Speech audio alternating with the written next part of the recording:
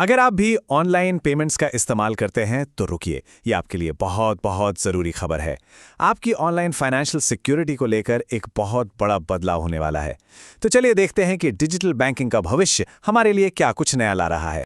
जी हाँ, तारीख नोट कर लीजिए 1 अप्रैल 2026। इस दिन से ऑनलाइन पैसे भेजने और अपने बैंक अकाउंट को सेफ रखने का तरीका मतलब पूरी तरह से बदलने वाला है। तो सबसे बड़ा सवाल यही है कि आखिर ये नए बदलाव हैं क्या और ये हमारे पैसों को पहले से ज्यादा सुरक्षित कैसे बनाएंगे। तो समझिए कि हम सब डिजिटल पेमेंट की दुनिया में एक नए चैप्टर की शुरुआत कर रहे हैं।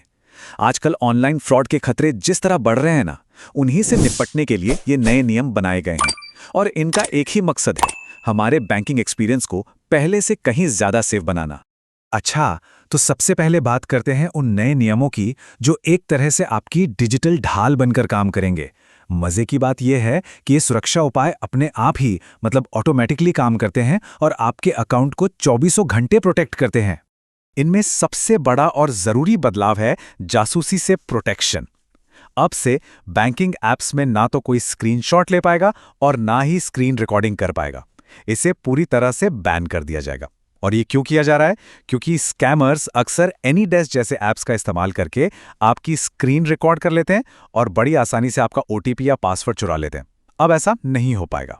अब आता है एक जबरदस्त फीचर जिसका नाम है नाइट टाइम ट्रांजैक्शन लॉक। सोचिए, अब आपको एक ऑप्शन मिलेगा जिससे आप रात 11 बजे से सुबह 6 बजे के बीच अपने सारे ट्रांजैक्शंस को लॉक कर सकते हैं। इसका मतलब इस दौरान आपके अकाउंट से 1 रुपया भी नहीं निकलेगा। है ना कमाल? मतलब अब रात में एकदम टेंशन फ्री होकर सो सकते हैं। और सुनिए, एक अर्ली वार्निंग सिस्टम भी आ रहा है। इसका काम क्या है?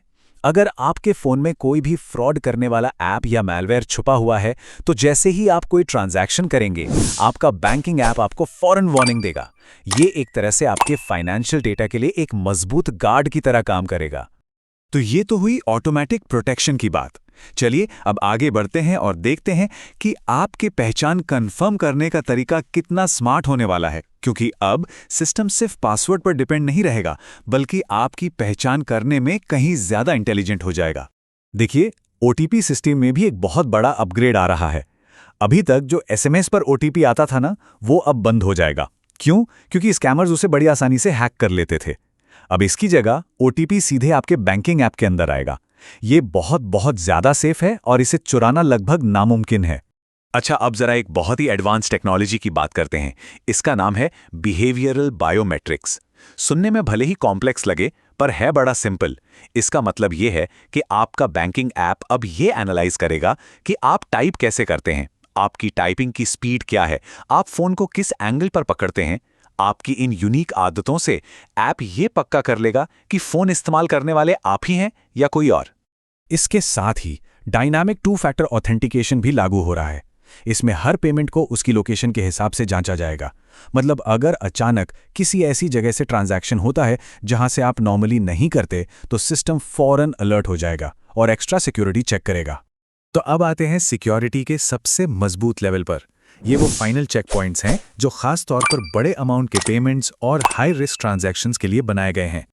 मान लीजिए कोई ऐसा ट्रांजैक्शन होता है जो आपके नॉर्मल पैटर्न से बिल्कुल अलग है।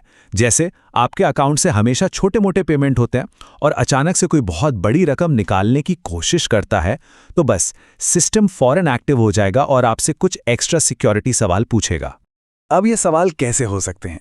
कुछ इस तरह के, जैसे आपकी माँ का नाम क्या है, आपने किस स्कूल से पढ़ाई की है, या फिर कोई और पर्सनल सवाल जो आपने पहले से सेट कर रखा हो। अगर जवाब सही दिया तो ट्रांजैक्शन हो जाएगा, लेकिन अगर जवाब गलत हुआ तो बैंक को तुरंत स्कैम का अलर्ट चला जाएगा। और हाँ, ये जो सबसे मजबूत सिक्योरिटी लेयर है, ये खास तौर पर 5 लाख रुपए या उससे ज्यादा के ट्रांजैक्शन पर लागू होगी।